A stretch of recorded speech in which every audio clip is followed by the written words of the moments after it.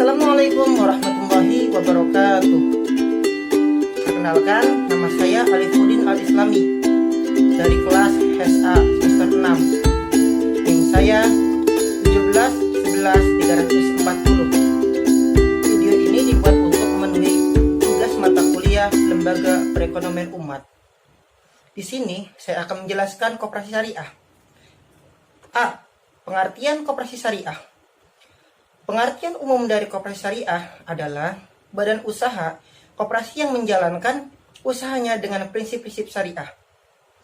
Apabila koperasi memiliki unit usaha produktif, simpan pinjam, maka seluruh produk dan operasionalnya harus dilaksanakan dengan mengacu kepada Fatwa Dewan Syariah Nasional.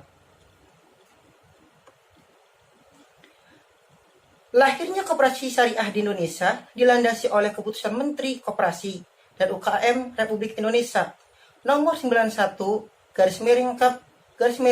/MTT KUKM /9 2004 pada tanggal 10 September 2004 tentang petunjuk pelaksanaan kegiatan usaha koperasi jasa keuangan syariah. Keputusan Menteri ini memfasilitasi berdirinya koperasi syariah menjadi koperasi jasa keuangan syariah atau unit jasa keuangan syariah. Dengan adanya sistem ini membantu koperasi serba usaha di Indonesia memiliki unit jasa keuangan syariah. B. Fungsi dari koperasi syariah. Yang pertama, membangun dan mengembangkan potensi dan kemampuan anggota pada khususnya dan masyarakat pada umumnya. Yang kedua, memperkuat kualitas sumber daya insani anggota agar menjadi lebih amanah, profesional, konsisten, dan konsekuen. Yang ketiga, berusaha untuk mewujudkan dan mengembangkan perekonomian nasional yang merupakan usaha bersama berdasarkan asas kekeluargaan dan demokrasi ekonomi. Yang keempat, sebagai mediator antara penyandang dana dengan pengguna dana sehingga tercapai optimalisasi pemanfaatan harta. Yang kelima, menguatkan kelompok-kelompok anggota sehingga mampu bekerja sama melakukan kontrol terhadap koperasi secara efektif. Yang keenam, mengembangkan dan memperluas kesempatan kerja. C. Prinsip dan landasan koperasi syariah. A. Prinsip koperasi syariah. Yang pertama, kekayaan adalah amanah Allah Subhanahu wa taala yang tidak dapat dimiliki oleh siapapun secara mutlak. Yang kedua, manusia diberi kebebasan bermuamalah selama bersama dengan ketentuan syariah. Yang ketiga, manusia merupakan khalifah Allah dan pemakmur di muka bumi. Yang keempat, menjunjung tinggi nilai keadilan. Yang kelima, keanggotaan bersifat sukarela dan terbuka. Yang keenam, keputusan ditetapkan secara musyawarah dan dilaksanakan secara konsisten dan konsekuen. Yang ketujuh, pengelolaan dilakukan secara transparan dan profesional. Yang kedelapan, pembagian SHU dilakukan secara adil sesuai dengan besaran jasa usaha masing-masing anggota. Yang B. Landasan koperasi syariah. Yang pertama, berdasarkan Al-Quran dan As-Sunnah. Yang kedua, berdasarkan Pancasila dan Undang-Undang 1945. Yang ketiga, berdasarkan prinsip kekeluargaan dan kepentingan bersama. D. Produk-produk koperasi syariah. A. Produk menghimpun dana. Di antaranya yaitu ada simpanan pokok. Yang kedua, simpanan wajib. Yang ketiga, simpanan sukarela. Yang keempat, investasi pihak lain. B. Produk penyalur dana atau pembiayaan.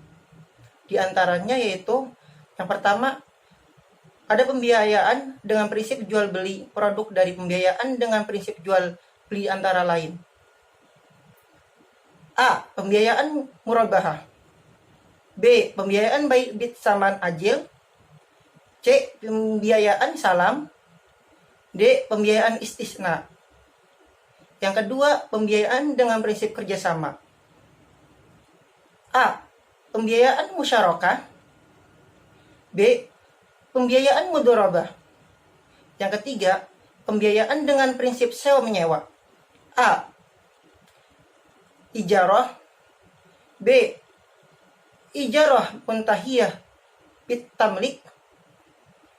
Yang keempat, pembiayaan dengan prinsip jasa. Di antaranya ada A.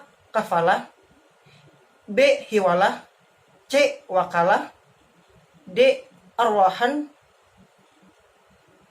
E. Qardul Hasan.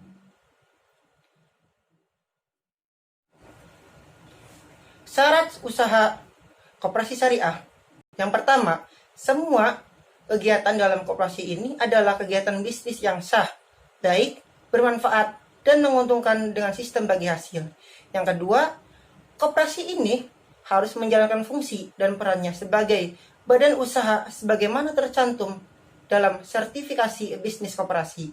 Yang ketiga, setiap bisnis yang dijalankan oleh koperasi ini harus mengacu pada fatwa dan ketentuan Dewan Syariah Nasional, Dewan Ulama Indonesia. Yang keempat, setiap bisnis yang dijalankan oleh koperasi ini tidak boleh bertentangan dengan hukum dan peraturan yang berlaku di Indonesia. Mungkin itu aja penjelasan atau pemaparan sekilas tentang koperasi syariah. Kurang lebih mohon maaf.